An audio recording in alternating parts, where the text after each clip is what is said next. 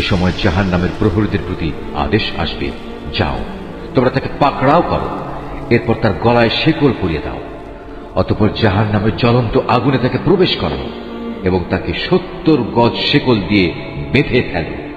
কেননা সে কখনো মহান আল্লাহর উপর বিশ্বাস স্থাপন করেনি, সে কখনো দুস্থ অসহায় লোকদের খাবার দেওয়ার জন্য অন্যদের উৎসাহ দেয়নি।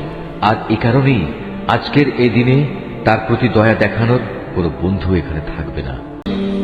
হে মোমেন বান্দারা, তোমরা যখন যুদ্ধের ময়দানে কাফেরদের মুখোমুখি মোকাবেলা করবে তখন কখনো পৃষ্ঠ প্রদর্শন করবে না। জেনে রেখো, এই যুদ্ধের দিন যে ব্যক্তি তার পৃষ্ঠ প্রদর্শন করবে সে অবশ্যই আল্লাহ তাআলার গজবে পতিত হবে। তবে যুদ্ধের কৌশল হিসেবে কিংবা নিজ বাহিনীর সাথে মিলিত হবার উদ্দেশ্য ছাড়া যদি কেউ এমনটি করে তাহলে তার জন্য জাহান্নামই হবে একমাত্র আশ্রয়স্থল, আর জাহান্নাম সত্যিই নিকৃষ্ট জায়গা।